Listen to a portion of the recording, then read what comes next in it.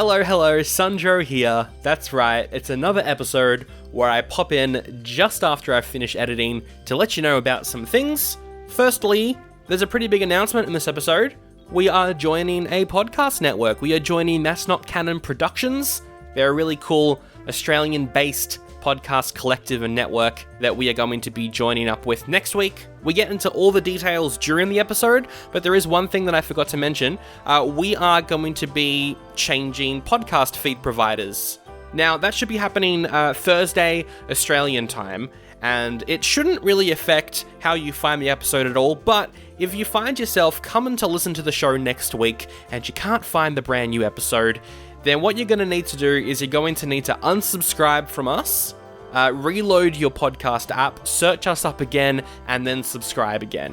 A couple of times for podcasts that I follow, they have done this RSS feed changeover thing, and I have had to do that to listen to new episodes. Now, this shouldn't happen, but if it does happen, that's how to fix it. Unsubscribe, restart your app, search us up, and subscribe again, and that should fix it. But it shouldn't happen. Now, the second thing that I had to bring up is we were trying out some updated recording software this episode, and you guessed it, there was some issues with the recording.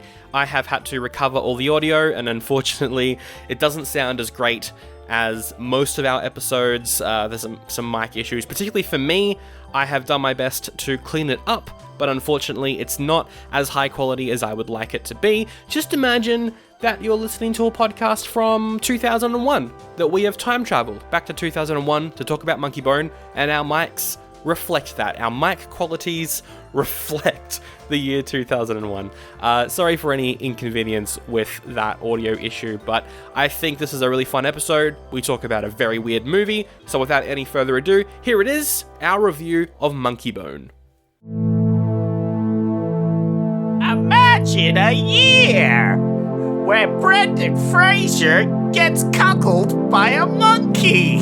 What year could that be, Zach? The year is 2001.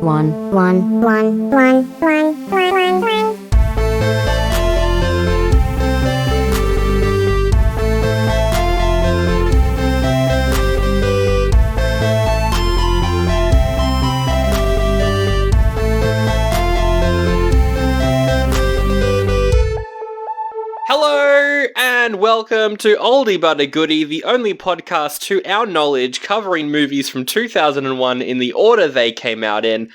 Oh boy, this week is an interesting one. As always, my name is Sandro and I'm joined by Zachy-Bone. Oh, I hate that name. Oh, I hate this movie.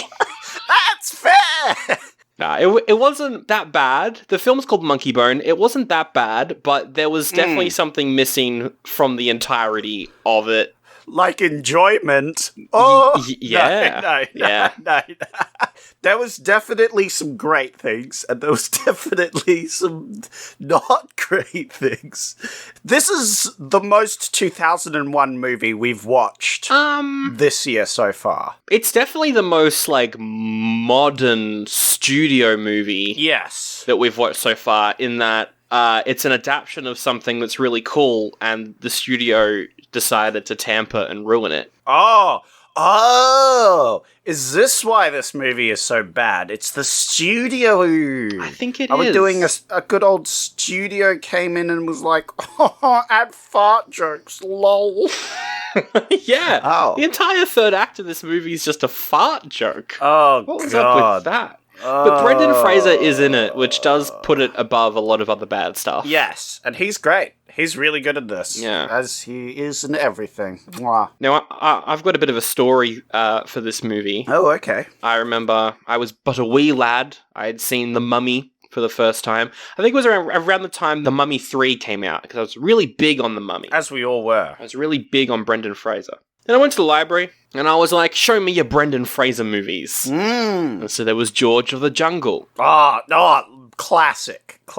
And then there was this one. Oh. And I rented them both. Oh. I saw George of the Jungle and was like, it was pretty good. Yeah. I never saw this. I never actually watched it. No. I just returned it. Oh, we were so close to greatness, Sandro.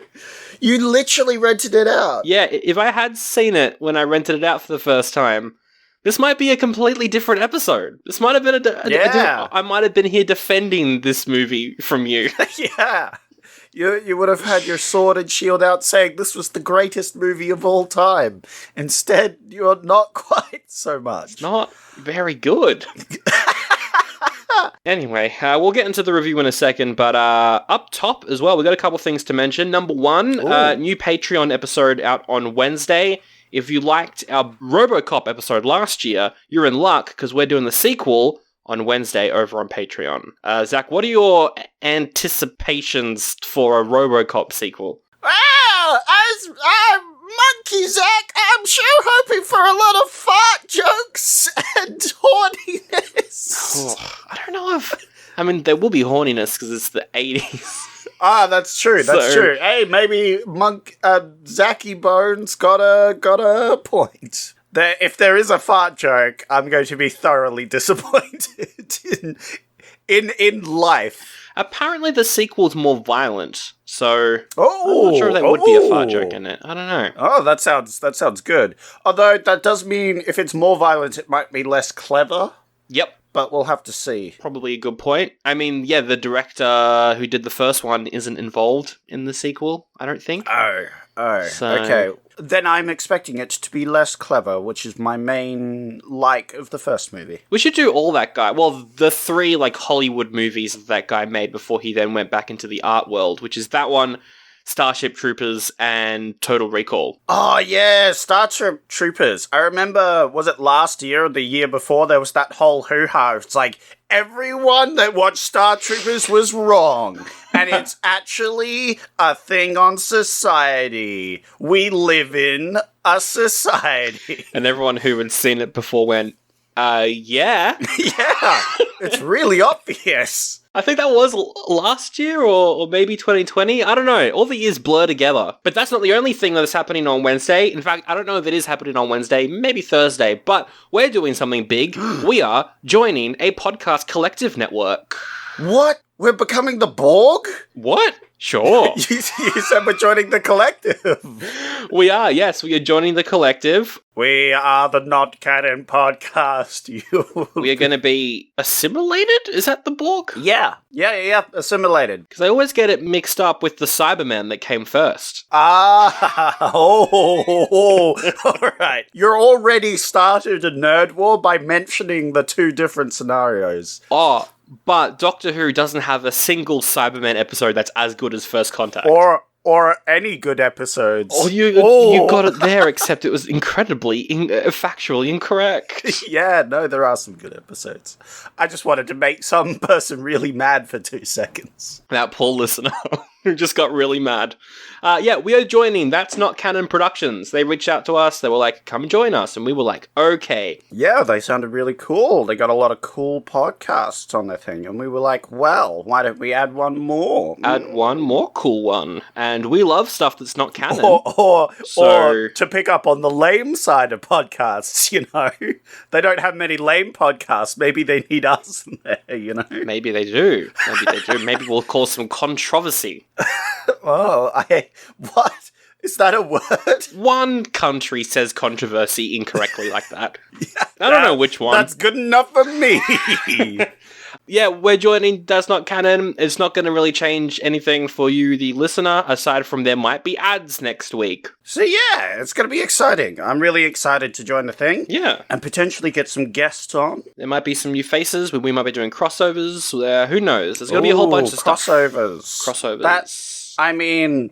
That's what 2001's all about, Sandro. Crossovers. Good point. We're doing the crossover segment this year. Yeah, there you go. Let's talk about Monkeybone. Yeah, let's get to serious business. Serious business. All right, you had 2 other movies to pick this week. And both of them would have been better, I think.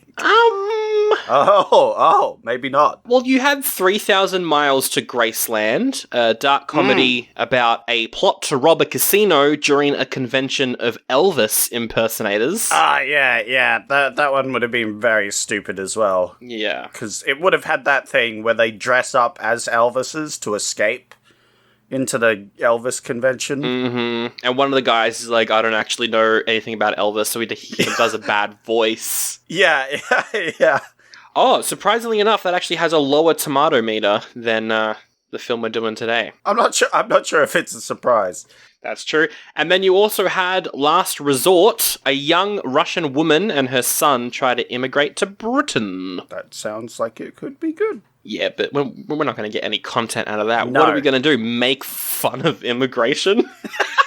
You got a point there.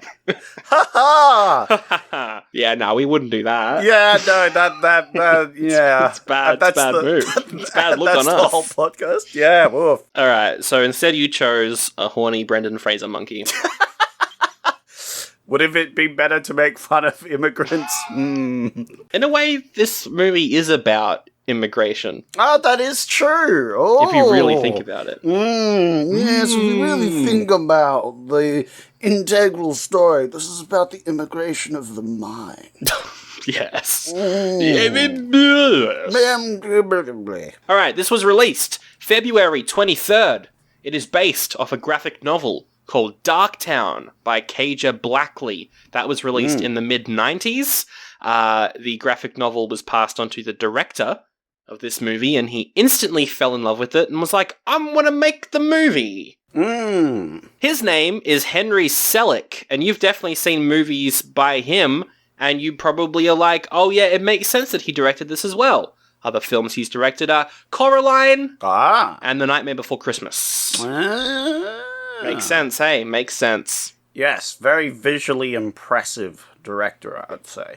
He's got a new stop-motion movie coming out later this year, actually. Ooh, very exciting. And he's making a TV show based off the Little Nightmares games, which is also cool. Well, that's very interesting. That's very left field to be making a show about that game. About Little Nightmares, yeah. I think I own it, but I haven't played it, and it looks very cool. So. It's pretty creepy. Like, yes, I wonder if he's played it. I wonder if he's 100%ed the game. oh, I don't know if he's 100% of the game. Yeah, no. I want to call him out. If you haven't 100% the game, you can't direct the TV show. Oof. The only person who's ever 100%ed a game that a TV show is based off is probably Henry Cavill. Yeah, that's true. He's the only one that's as big of a fan of any, game. That's true, actually. Good on him. And that's why he's allowed to be the Witcher, I say. Circling back to Nightmare Before Christmas, a movie that people think Tim Burton directed when he didn't, there is a Tim Burton connection, because this movie is written by Sam Hamm, great name, who wrote Batman 89. I see. There is a loose, vague connection somewhat, if you really dig deep. Yeah, he wrote Batman 89, which plays quite fast and loose with the source material, as does this movie. Yeah, now, what was the original source material for this movie called again? Yeah, it's a graphic novel called Darktown. I couldn't find it anywhere. I kind of wanted to read it, but I couldn't find it anywhere. Darktown comic, yeah. It looks quite cool. The art style is really weird. But yeah, the director said that he wanted to stick quite closely to the source material, but obviously that didn't end up happening. I think it is the studio. I think it's a lot of studio interference, just trying to make it a bit more lighter, a bit more for kids, even though the movie is still probably too horny for kids. Yes. Well, here's the thing, Sandro. The kids don't know what horny is. So you can put a lot of it in, and the kids don't know what's going on. Yes, but a good amount of horniness for a kid's film is The Mask, right? That's pretty solid. Yes. In which it kind of skirts around the edges, you know what I mean? Oh, I'm not saying there was a good amount in this movie. There was literally 2 seconds in, and I was like, why is the monkey horny? Why? Yeah. Why? This movie doesn't really skirt around that at all. Oh my god, it was the worst decision. Yeah. Okay, if you take out the horniness and the fart jokes, this movie is fantastic. I think it's still a bit undercooked. But it would be more enjoyable. Yeah, well, you have to replace the horniness and the fart jokes with something else. With plot. But yeah, with plot, perhaps. Maybe that'd help. But I would have liked it 100 times more. But every time one of those jokes was made, I would just... So this is the very brief synopsis of the comic book. A man is in a coma after being in a car accident, finds himself in Darktown, which is a land dominated by strange puppets and marionettes with button eyes. Coraline. Oh. Coraline. That's weird, yeah. The lords of the Darktown try to kill him and use his body as a vessel for Darktown. And he's got to try and escape and everything. Oh, so Monkeybone himself wasn't in the original story? Doesn't look like it. No. Oh god, that's awful. Yeah, looks like Monkeybone isn't in the comic. The whole second half of the movie with the dead body is not in the comic. Well, they had to make that up so that he could come back, right? I guess. Because the whole reason he comes back as a dead body is because Monkeybone is taking over his, right? Which, of course, everything before that you could excuse as just Brendan Fraser going on a trip, right? Yeah. And I like it when a movie can be like, yeah, you could look at it as the movie's silly perspective where he, like, cheated death and other things, or it's just a guy went crazy for, like, an hour and then came out of a coma, you know, that sort of thing. Yeah. But, no, unfortunately, this movie goes full superstitious where a dead body comes back and then is chased by the doctors who demand that he give over his organs. That would have been funny if it was Jim Carrey. You know what? Easy way to fix this movie, as much as I love Brendan Fraser, just put Jim Carrey in it. That might have fixed it. I think here's how you fix it. You remove Monkeybone and go with the original source material. That might have helped. That might have helped. So, for the cast, as we already mentioned, Brendan Fraser plays Stu. He was already a movie star at this point. It's just after The Mummy. Yeah, look, we've done movies with him before, during our first year of the show. Which movies did we do? Oh, yeah, we did the film he did with Adam Sandler. That was really fun. Brendan Fraser's great. I love my Brendan boy. He's in The Mummy. Everyone's... The Mummy. It's great. He's back now as well. He's doing heaps of stuff now. He's in Doom Patrol. Yeah. I love how we're having the resurgence of Brendan Fraser. He's back. He's great. Brendan Fraser memes are hot on the block at the moment, and it's great. No, he is a wonderful person, and so it's great that he's back. He is the lead in this. Playing Monkeybone is John Turturro. He's in a bunch of great Coen Brothers movies, but he's also the guy that Bumblebee pisses on in the first Transformers film. Wait, who? Wait. That actor... Yes. ...is playing Monkeybone. Is the voice. Yes. Yes. He's great, but he makes some very questionable movie decisions every now and then. I was about to say. Now, has this man ever looked at the contract he's given in his life? He's in heaps and heaps and heaps of Transformers movies, so he probably just does that for the money, to be honest. And good on him, actually. Yeah. He is... probably the best thing in the later Transformers movies. That it's just random cop dude that was obsessed. Yep. That was like the villain in the first one. It's just like there in the rest of it. It's like, what the fuck are you still doing in these movies? Yeah. It's great. That's true. But he's great in those movies. He's probably the best thing in those movies. It's so funny. He is funny in them. Yeah, it's true. Oh, yeah. And he's also playing Carmen Falcone in The Batman, which is out in like a week, which is cool. I remember it was like sorry, I'm going on a tangent now because the Transformers movies are a fucking nightmare and we should have a rule which is no Transformer. Like we can never bring up that franchise ever. Never bring up the fucking Transformers franchise because we're gonna have to do a Patreon series on them at one point because we keep talking about them. Yeah, look, it drove me to insanity, those movies. I was so much looking forward to the Dinobots, and it was the biggest letdown I've ever had in my entire existence. It's a terrible movie. But I remember that whatever movie the King Arthur plot is in, he has, like, his backstory revealed that he's, like, used to be military sort of thing. Like, he's got all these connections and stuff and becomes an action hero or some crap. Really? It's great. You remember anything from that movie? I'm surprised. I remember his part. Oh, no. I remember a lot from those movies. Wow. I have them ingrained in my skull. And hate is written all over them. I think I saw that film once, and the only thing I can remember was Anthony Hopkins had the Hitler watch. That's the only thing I can remember about that movie. Yeah, the watch that killed Hitler. Yeah, Yay. and C-3PO's there walking around. You're like, what is C-3PO doing in this movie? Oh, the C-3PO is manhandling regular-sized Transformers. How do you remember any of this? I am amazed. Because I have it burned to my retinas. Why not remember stuff about the good one, Bumblebee? I could probably remember. I've never seen it, actually. It's the best one! I know, and I haven't seen it because at that point, I was dead on Transformers films and I had given up.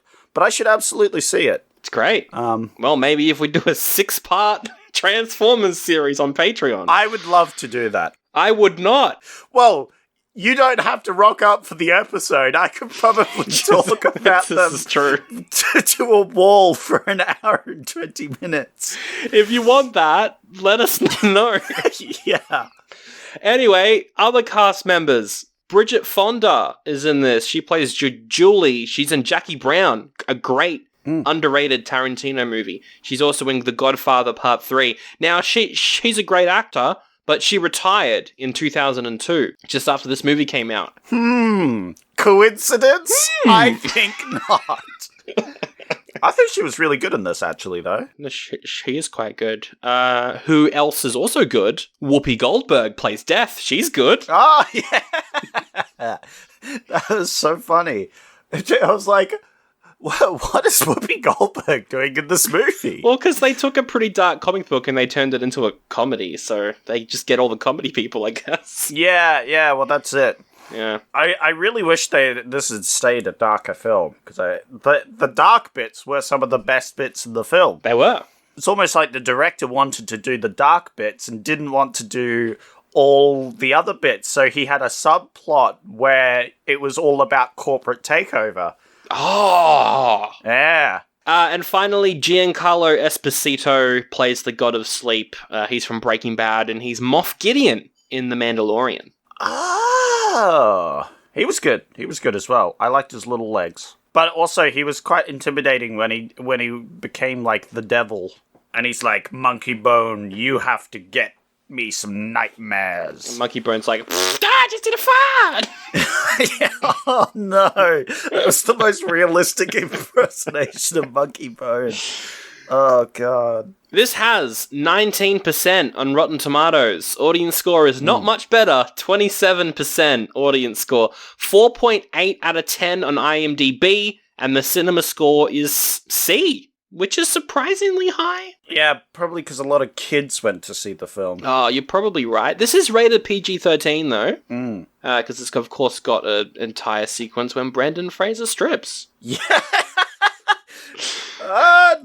Does he strip, though? He kind of just swings around a bed and clothes are taken off. What is the audience for this? Because all the jokes are fart jokes. Yeah. It's very childish, but then it's also not really suitable for many kids because it's too scary. And although I guess you could probably say that about Coraline. Yeah, I think this is a kids' film. I think this is a kids' film where the movie's just too horny, and it was like back in those days they thought horny equaled funny. I think from 2000 to 2010 there was just a lot of horny. I mean, yeah, until the internet made it easier to find stuff. People were, exactly. Everybody was way too horny back then, but then the internet resolved that problem, and the movies after that became a lot less horny. Yep. You know, old 80s films, they used to have a tartar out or two, you know? Nowadays, you just go on the internet for 2 seconds. Yeah. And you're done. You're done. You are done. And now people go to these movies that are super horny and they're like, why is it so horny? I'm not horny. I don't relate to this. Stupid movie. Maybe It's not funny at all. maybe that is what happens. Whereas back in the day, it's like, oh yeah, I'm horny. This movie's horny. I can relate. Look, you might actually have a point. As much as I disagree with elements of your argument, I Yeah. think that you do have a point. I'm just saying that nowadays it's so much better now that movies aren't so horny. I disagree. Most blockbusters nowadays are boring because they're not horning. Okay. Quote unquote. I'm writing that down. I'm bringing it back. All right, this cost $75 million. Makes sense. A lot of effects, a lot of CGI, a lot of practical stuff, a lot of puppets, a lot of fancy haircuts. $75 million. Well spent visually, I would say. What do you think this made worldwide? Look, so the visual effects were really impressive of this movie, actually. Yeah. It was very, very cool. Really good. I think this did reasonably well. I'm going to say like 77. 77, just breaking even. All right. Yeah, or maybe I'll go a bit more. I'll go 85. 85. Right. Well, worldwide, this made $7.6 million. Oh. Yep. Oh. No one saw it. So how much of a loss is that? It lost how much? It made 7.5, did you say? 7.6 off of 75 million. So it lost $70 million. $70 million were lost in Monkeybone. Yep. Plus advertising, Wow. you're looking at a lot of loss. That is a huge loss. Yeah. That is a huge failure. It is pretty bad. It is February. I don't know what that means. Yeah. I was about to say, what does that mean, Sanjay? There's 3 taglines. According to IMDb, gotta give them thumb up or a thumb down. First one, if it yells, if it swings, it's gotta be Monkeybone. No! There's so many... Tarzan! What? George of the Jungle. That's not Monkeybone. Yeah! Immediate connection with Brendan Fraser Tarzan. Yep. That's not a Monkeybone. It's not. Although, maybe he's boning some monkey. What? Who said that? Not me. Okay, Sandro. 2. No. Yeah, it's pretty bad. That's bad. Thumbs down. Many different things could swing. Brendan Fraser is a dead body in this movie. He was swinging and screaming. That's not Monkeybone. The second tagline, get boned. He said serious. No, you made that up. Nah, that's a real tagline. No. It's a real tagline. What? Yep. That's so bad. Yep. How did no one saw this movie when you had a tagline that says "Get boned"? You know what this reminds me of? That sounds like a tagline from a porno. It reminds me of that movie we saw where it was the Muppets, but crime and very raunchy. Yeah, that's exactly it. Yeah. Although at least that movie was like purposely like that though. Oh boy. Your third tagline is bone to be bad. Oh no! How did it get worse, Sandro? How did the lines get worse? I thought the first one was bad. But this is how do I go? Is there a worse than a thumbs down? You could give it a pile of poop. It's what it deserves. Well, that is the taglines. Wow. Moving on to the other stuff that we do, which is the whole plot of the movie. Do we have to?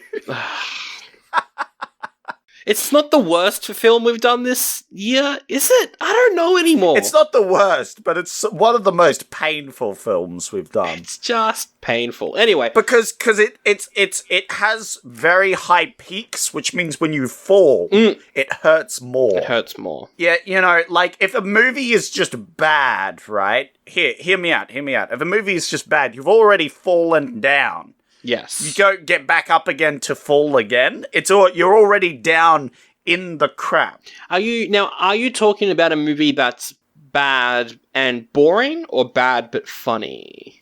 No, because there's bad but funny, and I feel like once you're down there, if the movie like is so bad it's good, it's like you are enjoying it down there. Where a movie that's boring is just sort of in the middle, right? Yeah. There's no falling, but there's no rising. You haven't done anything. Whereas a movie's so bad, you've fallen so far down, you've come back to the other side, right? Yes, that's like New York Ninja or something like that. Yeah. Exactly like that. Exactly like that. You Yeah. you fall, and suddenly you're on top again. I might have this happen. It's like that movie Total Recall where they go through the center of the earth somehow. It doesn't make any sense. Yeah. And so you climb it up. You're like, oh, look at these visual effects. Oh, look at this, the story of this underworld. He goes into this coma sort of thing. Everything's great. You're at the peak of your enjoyment. And then, woohoo, I'm a horny monkey. And splat. And you fall, and you crash, and you break your neck, your bones, your skull, your elbows, and everything's just pain. That is exactly what this movie is. And it's because you can see how good it could have been is the worst bit of this film. Yeah, that's what hurts. That's what hurts the most. So the movie opens, we see Brendan Fraser. He's a cartoonist. He's got a very popular comic strip called Monkeybone, and a TV show is being based off of that comic strip. And we see a clip of the pilot. Is the worst foot a movie has ever put in at the start, I feel. Because it's Brendan Fraser as a kid in school. Yes. And his teacher's got really flabby arms. Yes, because they're old. Because, it's an old teacher. It's that old fab. Oh, God, it makes me want to vomit thinking about them. Brendan Fraser, as a kid, looks at those flabby arms, and he gets a monkey bone. Yes. It's a boner. He gets horny. What? Yes. This is how the movie starts, by the way, is with this. And it's the worst opener I think I can remember ever from the movie. No, it's really bad. What is Monkeybone? His boner. His imagined... So what it is his imagined personification of his boner. Is a monkey. Which makes sense. Yes, because Sandro, boners are funny. Well, yes. And horny is funny. Yes. Therefore, if it's a living personification of it, then it's got to be funny. And somehow this comic strip based off of A monkey boner. a monkey sex drive, Yes. is super popular. And getting a kids' TV show, there's heaps of merch. Yes. Now, the amount of money spent on this film to make all the, things astounds me. Because we open with this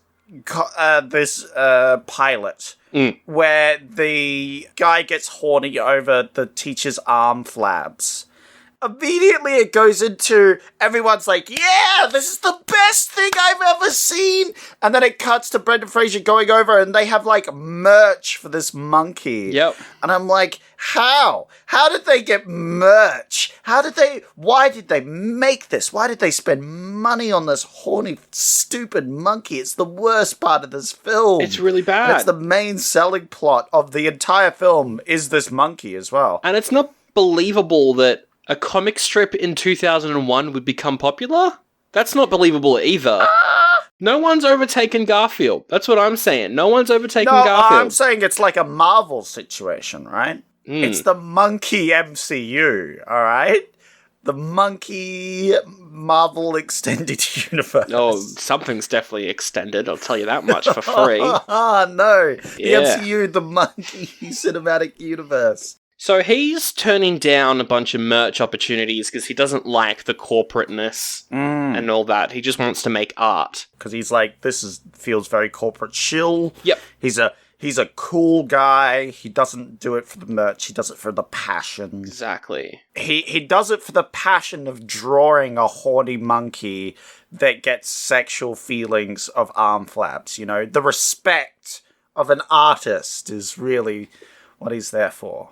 So then he jumps in his car to drive home so that he can propose to his girlfriend, but oh no, there's an inflatable monkey in the car, and it blows up and he loses control. The fact that the original source material is a very serious... Well, I would say serious, but dark comedy. It's a dark comedy, So it would have been an actual car crash and actually traumatic. That would have been a cool movie. A bit like Coraline, where it's like this kid's film that suddenly goes like super dark, you know? Yeah. That's a great movie. I should rewatch that. It's a fantastic piece of cinema.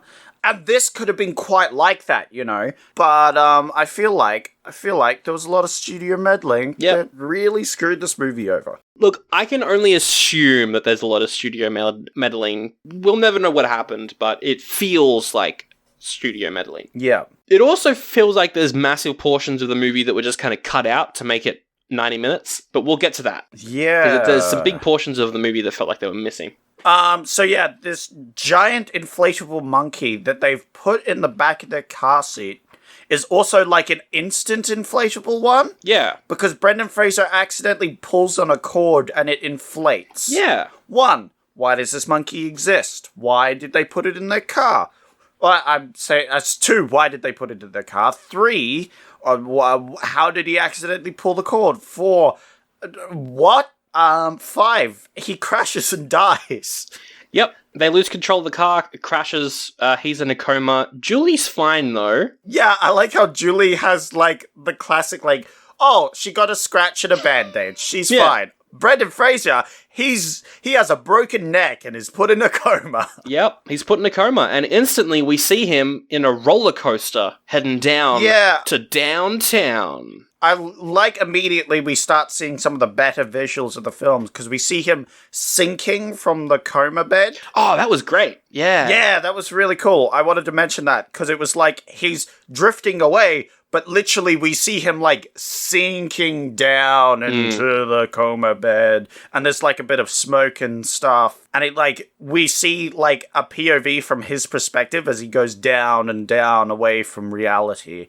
And I was like, whoa, that was a very cool visual. And I was like, okay, maybe the film's going to get better. That's what I thought too. And for the next, like, maybe 5-7 minutes, it does. For a little bit, yeah, because then he drops down onto a roller coaster and heads into downtown. It looks very, like Robert Rodriguez kind of CGI, but it looks kind of cartoony, which was quite cool.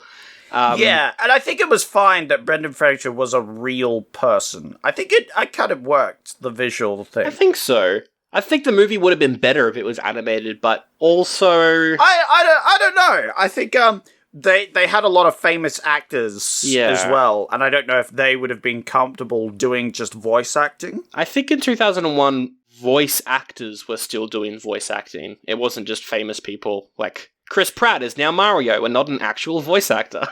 Yeah. You know what I mean? No, that's what I'm saying. Like, would it have been Brendan Fraser probably not voicing the character, or would it have been someone different? I'm just saying, I think their decision was fine, and I think the look of the movie is actually quite brilliant, except that one bull-headed bartender was horrifying. Yeah, he gets into downtown, he enters the town, and there's a bunch of animal people. Yeah. They don't look real. They look like people wearing masks, but the masks are so well done and so large and out of this world and weird that they work really well.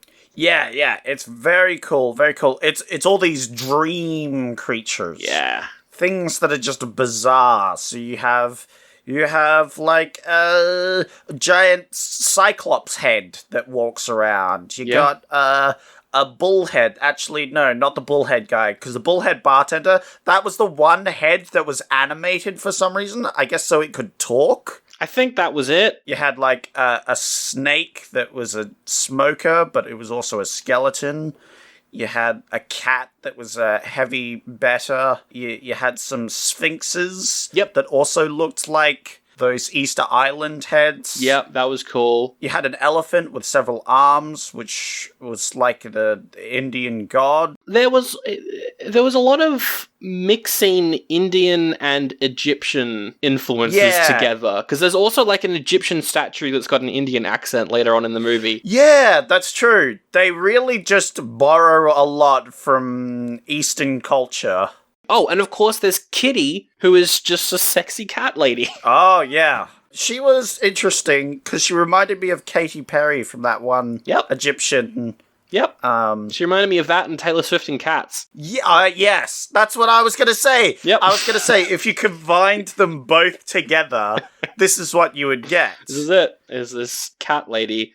And of course, the elephant in the room, not the actual elephant, but Monkeybone. Oh, God. Monkeybone looks pretty good, I would say. He looks good. Yeah, he looks very good. Was he like a claymation animation sort of thing? I think it's CGI, but made to look like claymation. Yeah, however they did it, sure. he looks actually pretty fine. He looks, he visually, he's not like the bullhead CGI, which is that like shiny, chromy, awful CGI. He looks really good. But he sounds really awful, and his lines are the worst. They're really bad. We're introduced to him doing a stand-up performance in which he sings a song about Julia being a... I don't know, it's some, like, misogynistic song. We're first introduced to Monkeybone as he pops into existence. He introduces a guest onto his show, but the guest is just him cross-dressing to be a sexy lady. He does this by putting on a dress and then taking his ears off. Yes. And using his clay-like ears to mold them into breasts. Yes, he does that. Yes. This is how we're introduced to this character. And so Brendan Fraser instantly recognizes him.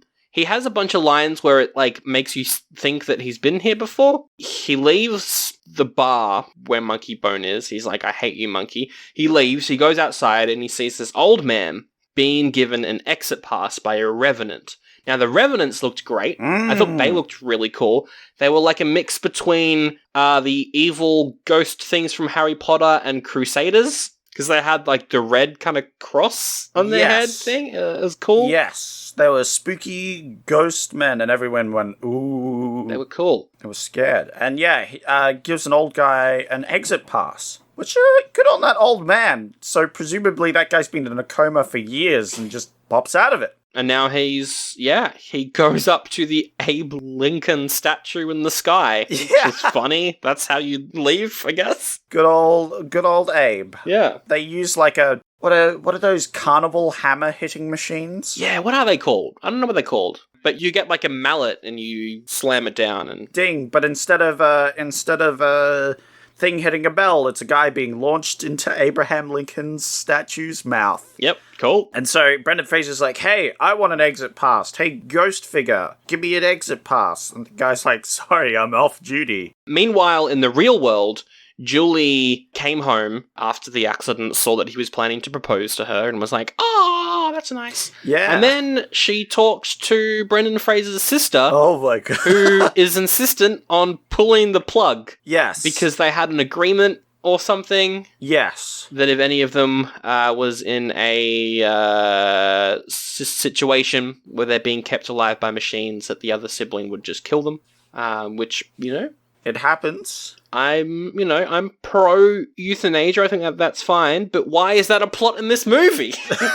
Well, I mean, it makes the stakes, because he's got to get out. And that is in the original comic as well, actually. Yeah, well, I would think that would be in the original comic, because that's a dark, but also, like, it makes somewhat sense within the world. But also that sister was very silly character. So she's constantly being like, we got to do it. We got to do it. 3 months pass. She's very She's very eager to murder him. Yes. 3 months pass. He's got a beard now. Brendan Fraser has a beard now. 3 months have passed, and they're like, all right. We're going to do it in 24 hours. Yeah. Because that's what the doctors say. It's like after 3 months, the chances of survival are very slim. So back in the dreamland, Brendan Fraser has a meeting with the god of sleep. Yes, he gets invited over. And he watches a dream sequence. Yeah. But the dream isn't his, it's actually his fiance's. Yeah, it's her dream. And she's like, oh my God, they're going to pull the plug. And we get a great visual. And it's a dark visual. And you know what? That's some of the best visuals in this film, are the dark visuals, where we see Brendan Fraser, like, as a corpse with, like, a umbilical cord. Yeah. Then someone pulls the umbilical cord, and his body, like, deflates. Yeah. That's quite cool.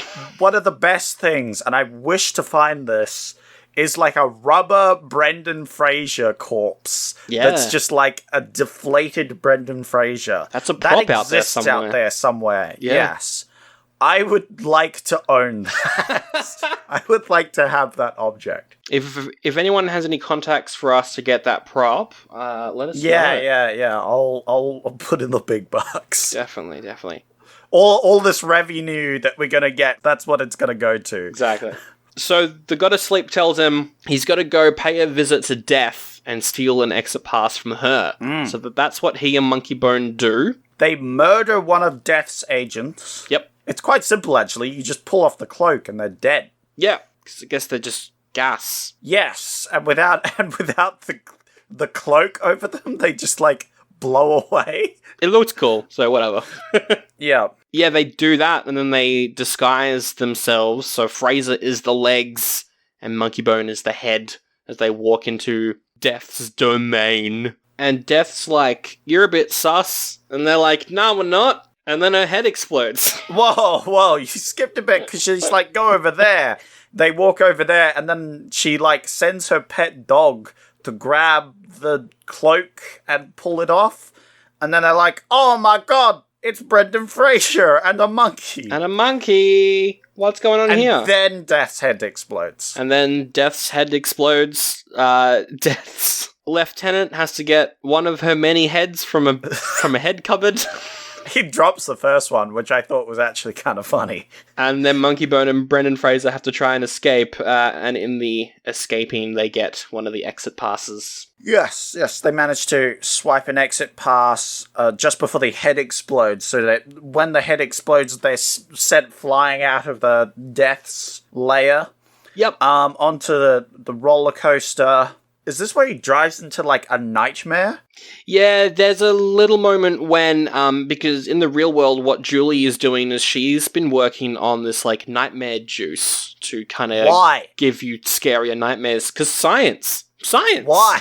Mad scientists love doing weird science things, you know what I mean? Yeah, that sounds terrible. Why would you make juice to make nightmares? Surely you would want to remove...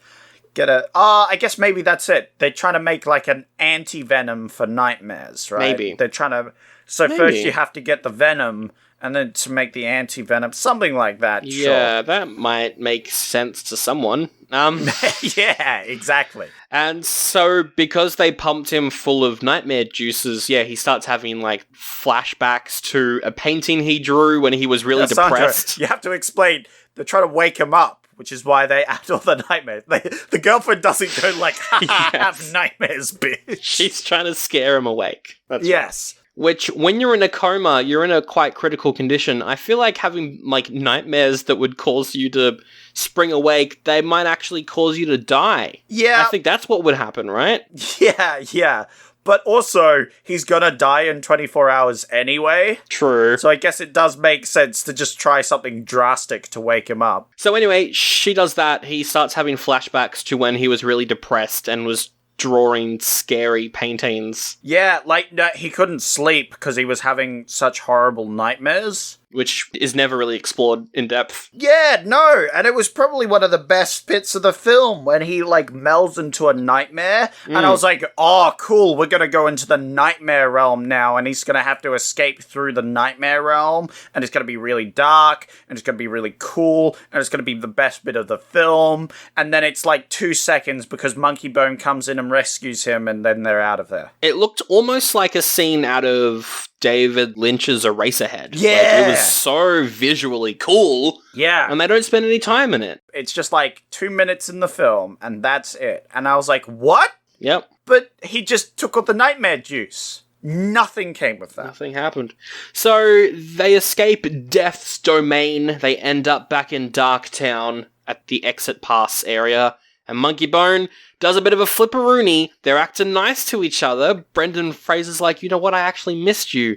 And Monkeybone's like, I missed you too. And then he hits him over the head with the exit pass, knocks him out, steals it, and gets sent up to Abe Lincoln's head in the sky. Yes, so Monkeybone betrayed Brendan Fraser and then took the exit pass so Monkeybone could leave, except Monkeybone is a figment of his imagination instead of an actual person, because only actual people get exit passes, apparently. This is all a plan because the Lord of Sleep wants to make new nightmares. Yes. So he's sending Monkeybone into Brendan Fraser's body to make nightmares. Because his girlfriend has the pathogen to make nightmares, so he wants Monkeybone to do a, like, Joker/Riddler-esque plan of, like, filling the water supply. Yeah. Except it's way worse in this movie.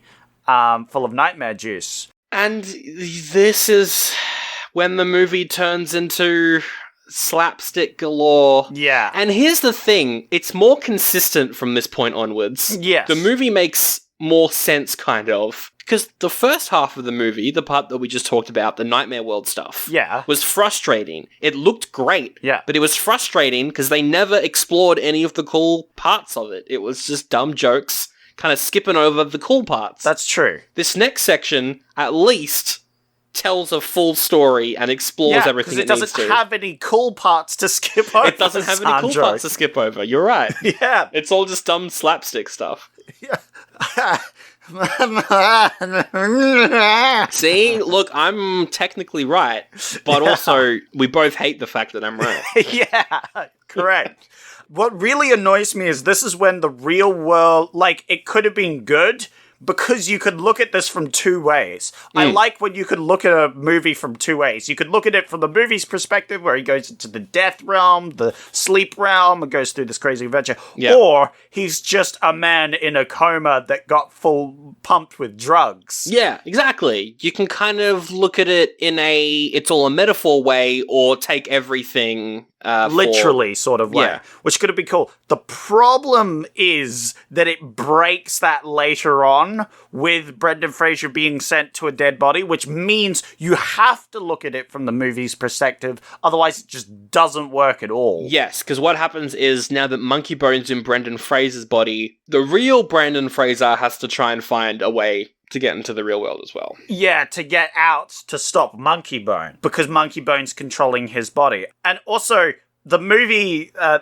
if from the perspective of the cynical, like, it's a metaphor way, the movie explains it by saying, oh yeah, he's gone crazy because we pumped him full of nightmare drugs. Pumped him full of all the drugs. Exactly. Yeah. Which I quite liked. And, you know, it would have made sense because, like, the way he's coping with all these nightmares is to go full in the off. Because early on in the film, it's like he was this, nightmare, horrible man where he was depressed and, dying, having suicidal thoughts. He couldn't sleep.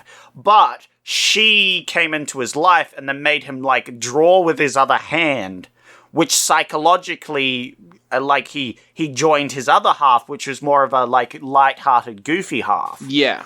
And so the way he's coping with now his nightmare overdoses to go full goofy side, which she's like, oh, that's not the real him. And so in that aspect, it would have been really cool, except the movie shits all over that and says, fuck you, none of that matters, because Monkeybone is actually a real thing. Because later on, Brendan Fraser gets put into a dead body, and somehow that dead body knows things and is like a thing in this movie. Yep. No, you're right. No, it's all true. It's annoying. It's annoying that they do that. Yeah, it's annoying because we were... Even with all the horny, even with all the fart jokes, you could have had... If the movie had ended a different way, it still could have had that underlying, it was all just a dream, essentially. They do. Instead of Brendan Fraser being sent into a dead body, he's sent into his actual body and they have to have a battle inside his mind. That could have been good, actually. That could have been good. You have that thing where... When Monkeybone looks into a mirror, he sees the actual Brendan Fraser, the one without the goatee. Yeah. And then they have, a shadow fight or something where they're, he's, wrestling with himself. Yep. Yeah, stuff like that could have been really good. Or, alternatively, he could have just been put in another copy of his own body, and we just had two Brendan Frasers. Yeah, I mean, look, it's an expensive movie, so they could have done that. Definitely send him to his own body, and then he has to fight the monkey for control. So anyway, yes, we do have now Brendan Fraser. He's woken up, but the mind is Monkeybone. And we know it's Monkeybone because he gets a shave and he's now got a goatee, so he's evil. He's got a goatee, and it's like, God damn it, that's such a cliche that he's not the real Brendan Fraser because he has a goatee. Whoa. This is just slapstick encounter, like just one after the other, constant slapstick stuff. So he wakes up in the hospital literally a second before they unplug him. Now, hear me out, Sandro. The doctor says, if he had been a second later to wake up, he would have died, you know? Well, the machines would have been turned off. No, that's it. That's what the doctor's saying, though. And I was like, yeah, but you could have unplugged him and, like, he probably still would have woken up. Yeah. If he'd been a second later. Like, the machines would have been off, but he could still have woken up. Yeah, exactly. Like, he doesn't need the machines now. I'm just saying, Doctor, you're being a bit overly dramatic there. Yeah, true. But anyway, yeah, the sister, like, faints. She faints, and then we never see her again, so I guess she died. Yeah, I hope so. Then the wife takes him home. Yep. But he's acting all strange, like he sees a cake that she bought for him, and he, like, grabs fistfuls of the cake, and I was like, ugh. Yep. The dog that they have doesn't like him, barks a lot at him. That's quite important for later on. I like, because then Brendan Fraser's like, no, the dog lies, don't listen to him. Yep. Aha, because the monkey can speak dog? I guess. So Brendan Fraser, he's really great in this sequence. Like, yes. Acting, he's fantastic. Because we get this amazing sequence where Julie's in the shower and we can kind of see her silhouette through the curtain, and then we cut to Brendan Fraser's face and he's like, oh yeah, and like a dumb kind of cartoony look. Yeah, and I was like, oh no, the movie's being horny, but Brendan Fraser, like, in this movie is now going to be cucked by his imaginary monkey. He does, yeah, no, he is. But then we think that Monkeybone is looking at Julie, but then we pan out and we see Monkeybone's actually looking at... He's watching the Discovery Channel. Yeah, and he's watching actual monkey's bone. That was kind of funny. I breathed a sigh of relief because I'm like, that's a good joke. But then he does a hilarious, sexy striptease. Yes. It's such a shame that the funniest stuff in this movie is the worst stuff in this. Like, yes. Plot-wise, I hate it. Yes. But it's Brendan Fraser doing a very funny striptease. And it's really, it's very funny because he gets up on top of the bed. Yes, and he, like, swings from the rafters because he's a monkey, but he's also just the actor Brendan Fraser swinging around, but also stripping. And I'm like, yeah, look. I get what the movie's going for, and it is quite funny to see the actor Brendan Fraser swing around like a monkey person while also trying to do a sexy striptease. You know what would have been better? Funny. If the whole movie was just that. No. No. But it would have been better if this movie didn't adapt the comic and was just a slapstick with Brendan Fraser. Oh, yeah, absolutely. They could have made this movie without the cool nightmare bits and other things. And it probably would have been a better movie and made more money, because people would have known what it was. Yeah, but it was trying to be two things, which really... It ruined both of them. Because, we could have just been like, this is a terrible movie, but boy, was it funny to watch Brendan Fraser do a striptease as a monkey. Yeah. You know? That would be cool. But unfortunately, it had promise, and we are disappointed. Yes, that's the worst thing, when a movie could have been really good, but is bad. Yes. Brendan Fraser, he does a striptease, but in the end, he like slips over? What happens? He he goes to jump onto Julie, she rolls out of the way, so he ends up hitting his head on, like, the bed. Yeah.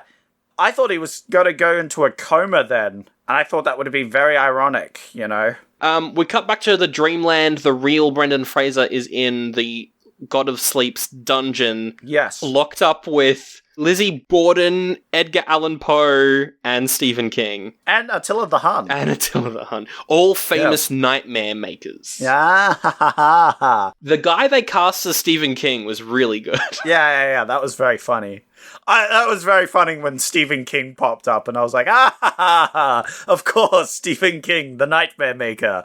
Aha. Because they like explained that all these people that are here are people who were tricked by the king of nightmares. The god of sleep, or whatever his name is. The god of sleep, yeah. To be taken over by a figment of their imagination. So, it wasn't the fact that Attila the Hun was bad. He was just taken over by a figment of his imagination that went on to conquer half of the entire continent of Asia. Yeah, I guess that's what this movie is saying. Yes, and also Stephen King is a dog. Yes, so Stephen King's imaginary friend is Cujo, who took over his body. Yes. Except Cujo knows how to write novels, apparently. Yes. And has just been churning them out ever since. That's very funny. That was funny. That is a great bit in this movie. Unfortunately, the rest isn't. No. So yeah, that's the plan, is that they're using Monkeybone to make nightmares, using the nightmare juice, which Monkeybone goes and steals in a second. There was a quote which I quite liked where the god of sleep is like, "And that is our plan, more nightmares, mwahaha, we're predicting massive box office." Which is funny, because this movie bombed. Only in retrospect. So yeah, the monkey sneaks into the sleep clinic, and he steals the nightmare juice in the most Jim Carrey, like, Ace Ventura Pet Detective sequence. Yeah. So he goes to the thing in like a poncho, like sneaking around. He gets a hold of the juice, but then he drops it, and oh no, it rolls over to the monkey cage. Oh no, the chimp. Where they've got a chimp as like a test subject. And the chimpanzee's flirting with him. The chimpanzee's going, "Mwah, give me a kiss, Brendan Fraser." Yeah. And then Brendan Fraser kisses a chimp. Yeah. So he steals the nightmare juice. Then he has a meeting with his merch guys. They're pitching a new toy, which is this monkey bone toy that's got its thumb in its butt. And you pull the thumb out of the butt, and then the toy farts. And so his plan is, okay, what if we put the nightmare fuel in the toy's butt? Yeah, it's so funny, because this bit of this scene was great, because he goes, "Could you perhaps put in any concoction, like 2.3 ounces of water and 5% guitar?" He says like an exact formula, and they're like, "Yeah, sure, I guess you can." And he's like, "Perfect, we'll take it. We'll do the toy." So yeah, he's gonna sell the toy. Whenever you pull the thumb out of the butt, the nightmare stuff comes out and gives everyone nightmares. Yeah, it farts. The toy farts. It sends out a thing, and they made this toy in real life for this movie. The entire third act of this movie is a fart joke. Yeah. We do get the quote, though, "nightmare in a butt," which is funny. Yep. It's not funny, I hate it, but it's a better tagline than any of the taglines they have. Again, yeah. Again, it could have been either a really stupid movie, and this would have been a good, like, stupid plot, or a really good, like, satire comedy, sort of dark comedy sort of thing. Yeah, exactly. Could have been one or the other, but it stuck in the middle ground where it's awful. Oh, and he tests out the farting monkey nightmare fuel on the pet dog. Oh, and then yeah. the pet dog dreams of being desexed by the cat mafia. Yeah, that was a cool scene. That was funny. That was very funny and very cool and very nightmarish. Yeah. And I was like, that is a funny scene. That's a good scene. Again, this movie has great moments, but it's just taken down by the two sides of the coin plot problems. Yep. Where it doesn't know what it wants to be. So meanwhile, Kitty breaks the real Brendan Fraser out of the dream prison. She does this by murdering the rat guard. Yeah. So I, along with probably you, thought she was going to be, like, seducing the guard. Yeah. Or something, because earlier she seduces the god of dreams to get the key. And that's kind of been her motif the whole film, is she's kind of this sexy cat lady. Yeah. But no, she straight up murders this guard, and we see her, like, with glowing eyes and fangs, and I was like, hell yeah, this is way better than I thought it was gonna be. That was pretty metal, dude. Da-da-da-doo! I'm bringing it back. Again, that's the, like, sort of darker tone. It would have been great in the dark comedy film where she's, like, supposed to be this sexy lady that falls in love with him, and then later on she's just a nightmare cat lady. Boom. That would have been really cool, but instead we have to deal with this regular stupid movie because it's trying to be a funny kids film. So he escapes the jail, he goes to Death's domain, and she's like, yep, I'll kick you up into a body because I like your comic. He like breaks it again and he gets captured, and she's like, you know what? I just kind of like you. Sure, I'll help you. That's how they figure that plot out. Oh yeah, no, she says, I like your comic, it slays me, which is funny because she's Death. Haha, yes, that is true. They do make a pun. So she kicks him up into the real life where, yeah, he gets put into the body of an athlete, a dead athlete. Recently deceased. Yes, who is also an organ donor, and the body wakes up mid-doctors taking out the organs. Which is a weird kind of anti-organ donating sentiment, because the doctors are, like, made out to be evil. Yes.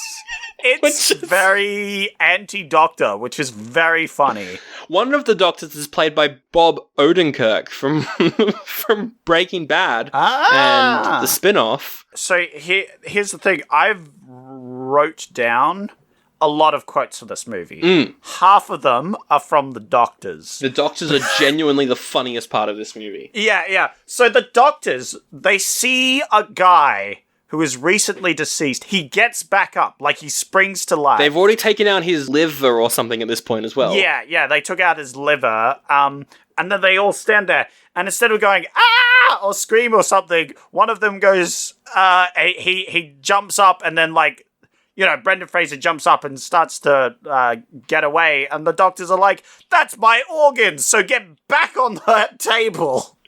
Yeah. Instead of being like, oh my god, this guy's alive, we can't take his organs, we need to, you know, fix him up so he doesn't die. You know what would have been better?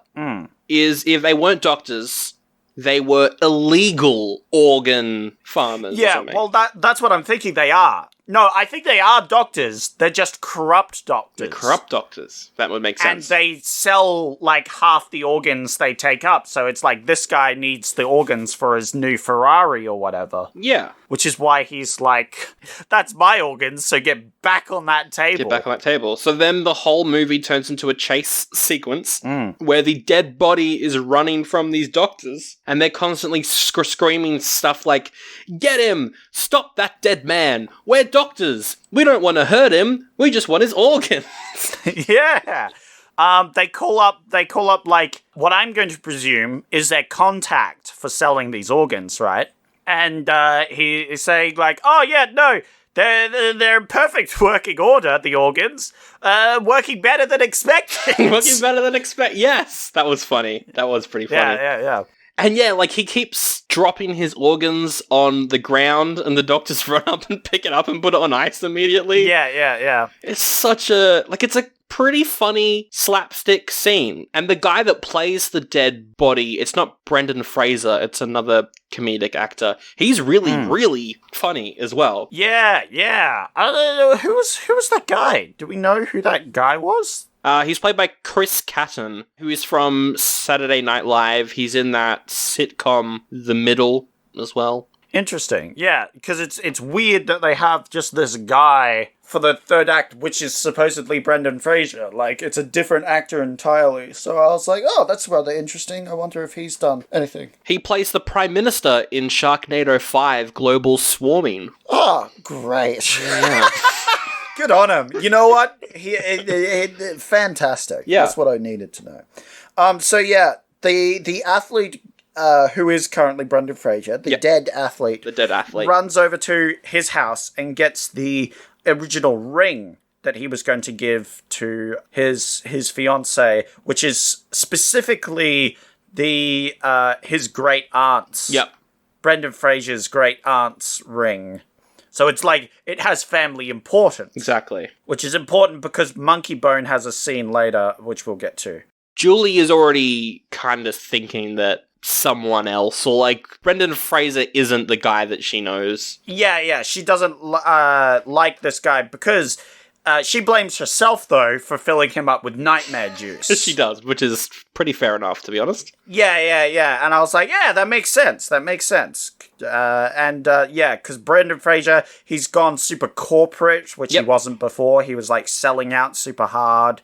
And he's, like, very active and, like, happy-go-lucky, which isn't the guy she fallen in love with. No, and it all comes to a head when, it's the charity gala where he's going to give away all these nightmare in a butt toys. Yes. And he sings a song for her, except he sings quite a demeaning song, and that's when she's like, I'm done. Yeah, he sings, she's a brick house. She's a brick house. It's a tune, but it's not a song you want to sing. About your fiancé. About your fiancé. Yeah. So then the dead body rocks up and it's like, I'm actually Brendan Fraser. And she's like, no, you're not. I like how he gets in, though, because he discovers on the way, he, like, jumps on a bus and everyone, like, gets away from him because he stinks because he's a dead body. Oh, yeah, and he finds the newspaper. He finds a newspaper about his recent death. Yeah. And he's like, oh, I'm an athlete. Therefore, I can use my athlete powers of being an athlete to great effect, because he uses them to do, like, a triple somersault flip to jump into the gala. Yep. Where the charity is happening, to get away from the doctors. Yep. But the doctors aren't allowed in because they don't have invitations. The doctors say, we don't need invitations. We've got diplomas. Which is funny. That's a funny line. Which I thought was a great line. Yeah. So, yeah, he goes in, he confronts Julie, but she's like, you're just a dead body. But then he's like, no, remember that dream you had earlier? And he shows her the ring. Yeah. See, Monkeybone, after the Brick House song, is like, will you marry me? And then he shows her a brand new ring. And she's like, is that a brand new ring? And he's like, well, yeah. And she's like, but what about your aunt's ring? And he's like, you wanted an old ring? Da, da, da. And remember that dream where I popped into your dream? And she's like, wow, you rambled incoherently before, but now you're saying things that actually make sense. And then the dog is somehow at the gala and runs up, and the dog's like, oh, it's you. And she's like, that's it. It's you. Yes. You're the real Brendan Fraser. Which is fucking wild that this corpse has come to life. She doesn't question that a corpse has come to life and is now her fiancé. Maybe we just don't know a lot about the world that this movie takes place in. Maybe in this world, they do know that the gods are real. That, like, the god of sleep is real. Maybe Zeus is real. Uh-huh. So, yeah, maybe they wouldn't question if a corpse was around because they know that all these myths and stuff are real. That's a very good theory, Sandro. I also have a theory. The movie's bad. Yes! That is it! The movie's fucking terrible. I thought that might have been your theory. And ruins everything. Yeah, nah, good point. Could be that one. So then he confronts Monkeybone, and Monkeybone's Brendan Fraser as a corpse confronts Brendan Fraser that is Monkeybone. Yep, and they go on a chase throughout the city. Yes, so Monkeybone runs away. He runs up onto the roof. Yep. Monkeybone in Brendan Fraser's body is using monkey powers. Yes. And Brendan Fraser in an athlete's body is using athlete powers. And they climb onto the roof. Yes, of course. And then Monkeybone, like, grabs a giant monkey balloon. Yep. And, like, flies away in that. And then Brendan Fraser's like, haha, but I'm an athlete. And he does an athlete's jump and grabs onto the balloon as well. And somehow this is the best action sequence in the movie because it's really well done, as they're fighting while holding onto this balloon. Yeah, they're, like, swinging from the balloon's ropes. Yeah. And, like, Monkeybone as Brendan Fraser kicks the dead body, and when he kicks it, an organ flies out. An organ flies out, and the doctors grab it.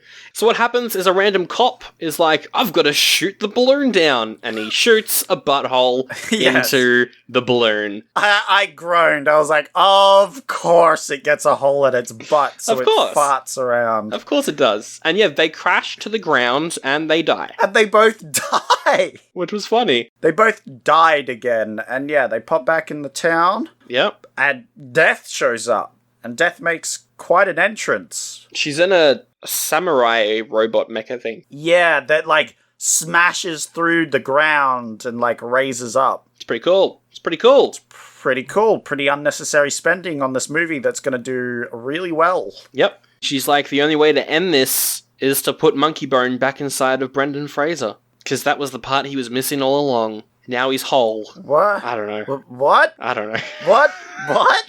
Okay. Yep, sure. Well, I mean, Monkeybone gets put back in Brendan Fraser's head, and I was like, okay, that's interesting. And then Death is like, yeah, well, I'm sending you back. Cool. They don't wrap up the story with the god asleep. No. Like, his plans were foiled. Yes. That's it. They don't wrap up the nightmare feel, because he's sent back into his body, and the movie ends. Yeah, and then he goes over to Julia, and, like, the dog likes him again, and he's like, I'm back. And that's the end of the movie. They don't wrap up the story. No. I'm just realizing this now. Did they destroy all the toys? I think Brendan Fraser's getting arrested, for sure. He is. This is domestic terrorism. Yeah, it is domestic terrorism, so Brendan Fraser's going to jail. Yeah. Or actually, I think he's charged with domestic terrorism, but they plead insanity. Or they plead the gods are real in this world, or whatever. You know. Yeah. Sorry, cop. God of Death told me to... God of Dreams told me to do it. And he's like, oh, no, not the God of Dreams again. God of Dreams. Of course, that makes sense with the nightmare juice. You're free to go, Mr. Brendan Fraser. Yeah, I'm just realizing that now. They don't really wrap up the story, because then it just ends. He's back in his body, and it ends. That is Monkeybone. It's an oldie. It's an oldie, I think. This could even be January. Yeah. Except it's probably got too big of a budget to be a January movie. No, I don't think it's a January movie. It's just disappointing because of all the opportunities that it potentially missed. Yeah, this could have been good. Because it did genuinely have really great moments and really cool effects. Like, it was visually one of the best movies we've watched, at least this year, if not over the last couple of years. I think it's visually one of the most striking and impressive movies, but it also was terrible. It's really bad. It misses a lot. It reeks of studio interference and them changing stuff when they don't need to make it more family friendly or whatever. Yeah, like, I feel like this could have been a really cool, like a dark kind of comedy thing. Yeah. So, sort of dark, where he goes into this nightmare realm, where there's these funny creatures, but it's just a bit twisted everywhere. Yeah. And he has to go through this land to escape so he doesn't die. That could have been so good. It could have been good.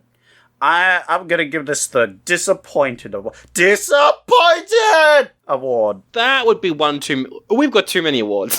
We got too many awards. Yeah, but I want to add another one. A Disappointed Porridge Award. Disappointing Porridge Award. I guess. All right, we got a new award now. I don't know if we're still doing porridge anymore. I don't know. I think we should change it. Should we change it to the Nightmare in the Butt Award? Yeah, give this a Nightmare in the Butt Award. Yeah. So Nightmare in the Butt Award means the movie could have been great, but it feels like there was a bit too much meddling. I feel like they effed it up so spectacularly that it's terrible. Nightmare in the Butt Award. Well, that is it. Nightmare in the Butt Award for Monkeybone. Yep. Wow, that actually took us quite a while to go through, but there was a lot to talk about. There was a lot of rambling. There was a lot of rants.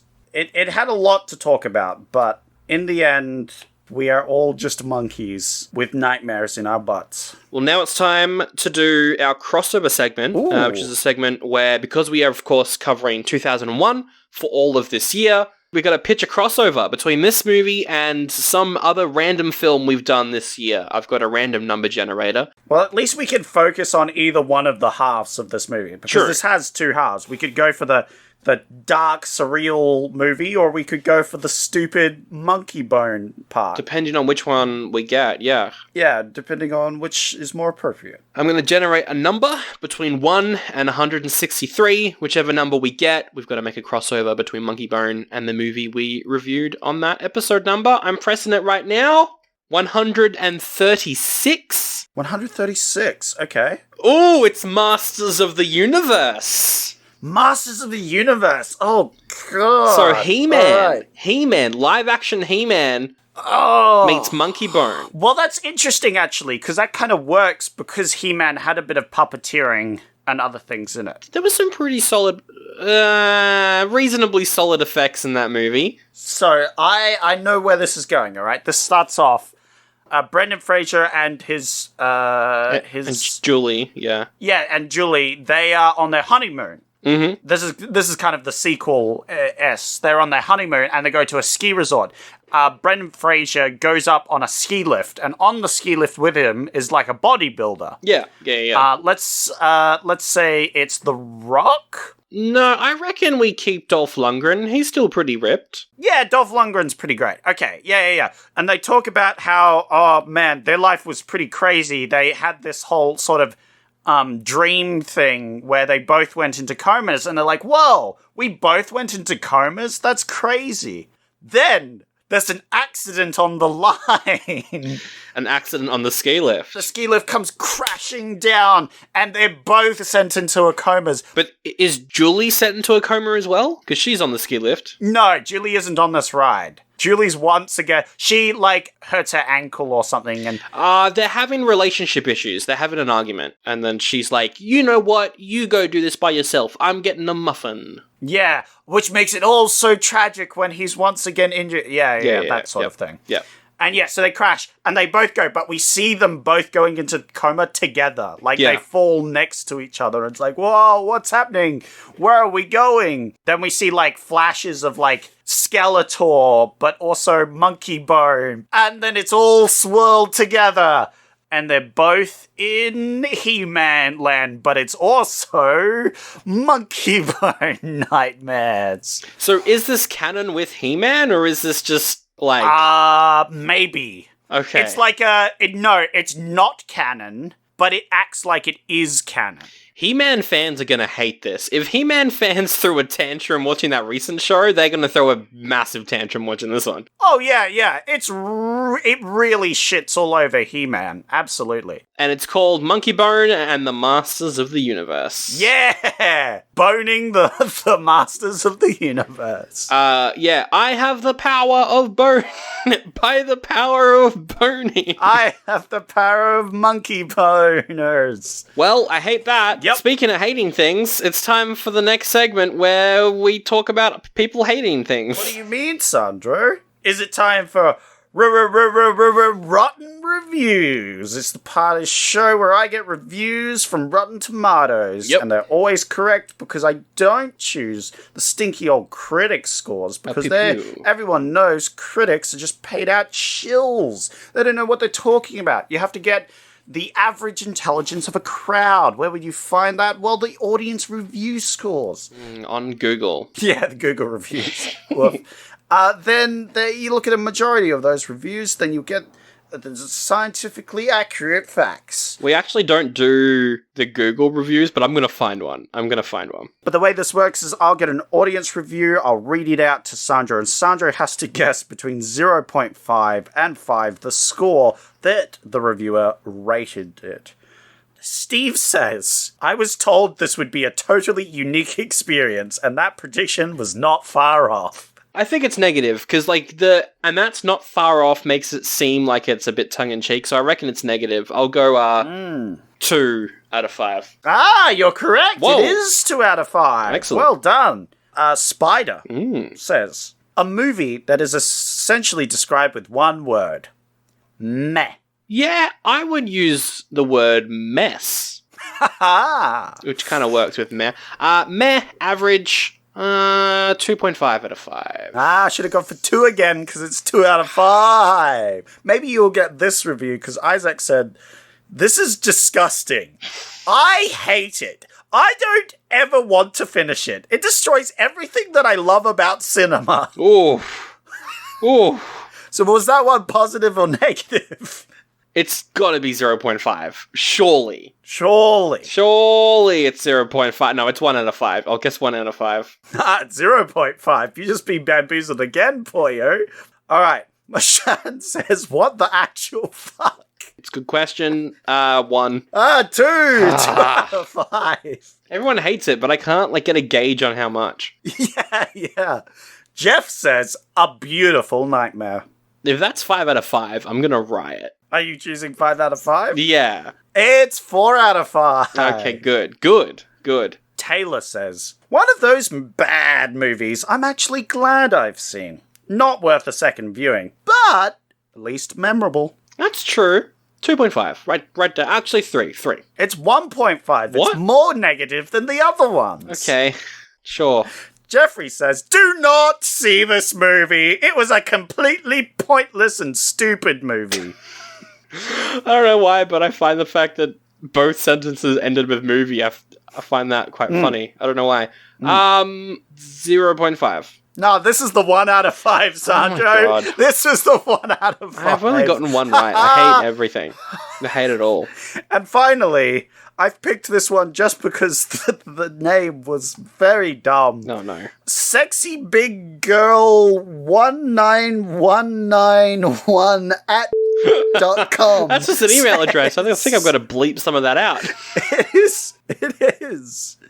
I like Brendan Fraser. I think he's a good actor both in action movies and when he stars in comedy. He usually does both at the same time, actually. I think you'll find. He does do a bit of silly action. 4 out of 5? It is 4 out of 5. Hey, Well done. I got You the did first it one and the this last time. one. I did check Google reviews, and I found this one review that I find really funny by the Sarkiv. Sarkiv? Okay, yeah. Sarkiv. Tell us what they've got to say. Finish us off, Sandro. Literally the greatest movie ever made, right next to Beetlejuice and The Scorpion King.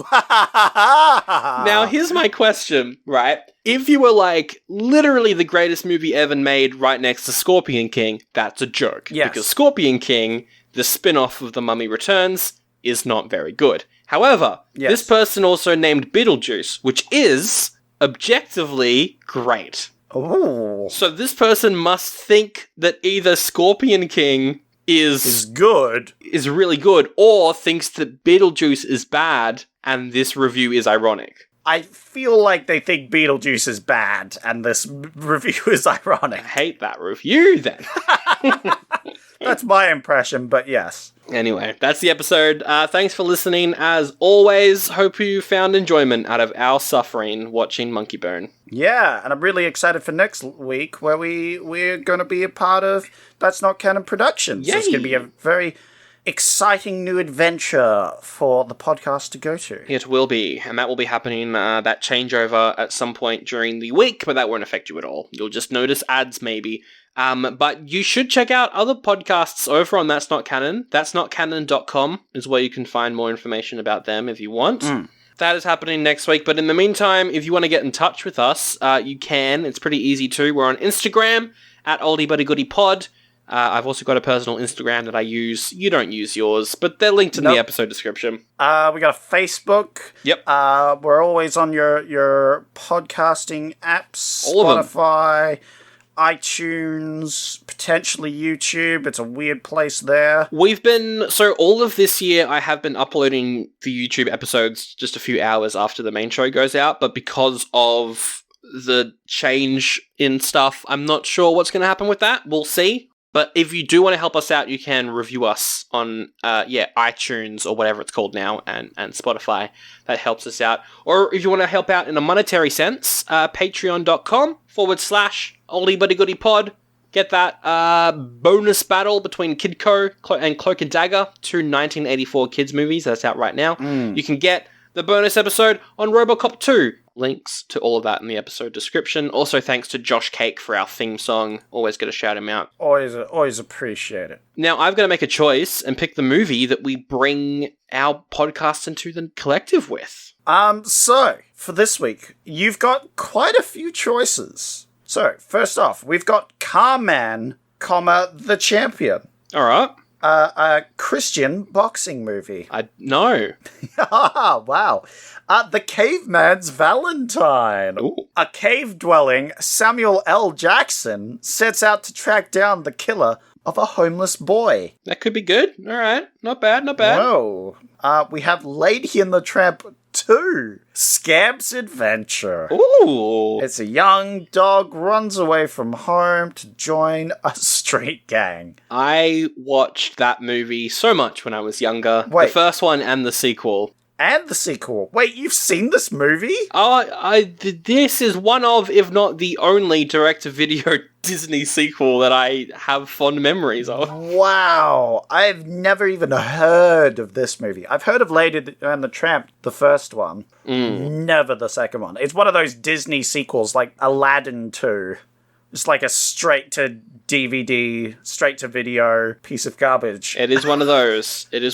But I remember it being good. And then I remember watching Fox and the Hound 2 and being like, this sucks. Oh, shots fired at Fox and the Hound 2. All right. Fox and the Hound, though, it's pretty good. It's a good movie. Yeah, that one's really good. Yeah. The Mexican. A man tries to transport an ancient gun, believed to carry a curse, back across the border. A curse? An ancient cursed gun. That sounds interesting. See Spot Run. It's a bad A name. mailman adopts a dog that turns out to be an FBI trained and on the run from a crime boss. That sounds odd. I don't know about that one. Sounds like animal endangerment to me, and I pass on it. And we quite sick of it from the 90s/80s.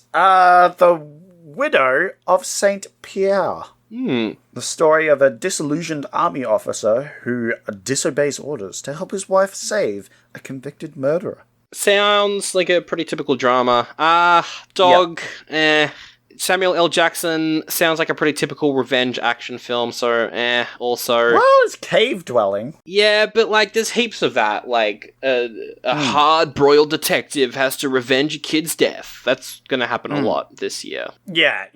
There's gonna be a lot of those, for sure. The Mexican sounds interesting. I looked it up. It is directed by Gore Verbinski, who did a bunch of the like Pirates of the Caribbean movies and like Lone Ranger and stuff and The Ring. Yeah. He's cool, but I just can't go past Lady and the Tramp 2. No, you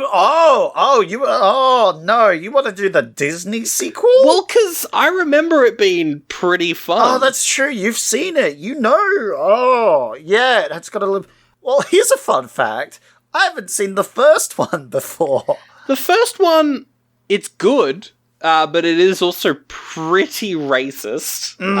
Granted, it did come out 70 years ago, so, well, it is a Disney film, so that makes sense. Yeah, it's a Disney film from the 50s. I actually quite liked the live-action remake of Lady and the Tramp. It's one of the only live-action remakes that actually worked. Oh, okay. So wait, so you obviously have to watch the first movie again, because you're picking it. Oh yeah, you've got to go into it with no knowledge of the first one. Yeah, do I watch the first one, or do I just watch Lady and the Tramp 2 before even watching the first one? You know what? I'll do it. I'll watch Lady and the Tramp 2, record the podcast, and maybe I'll watch the first one afterwards. From memory, it doesn't matter at all because it's a Disney sequel and it's just the same thing all over again. Yeah, it sounds like he runs away from home, which means he probably runs away from all the plot of the first movie. Yeah, from memory, it's a repeat of the first film, but with the kid. Like, it's their kid. Oh, okay, cool. Well then, I guess I'll just get to see Lady and the Tramp, but a remake. Anyway, we gotta run. That's the end of the episode. Yeah, I've gotta get going. Thanks for listening. We'll wrap it up with the best quote from Monkeybone before we go into Lady and the Tramp for next week. My favorite quote is, "Oh yeah, we're predicting massive box office." Bum, bum, bum.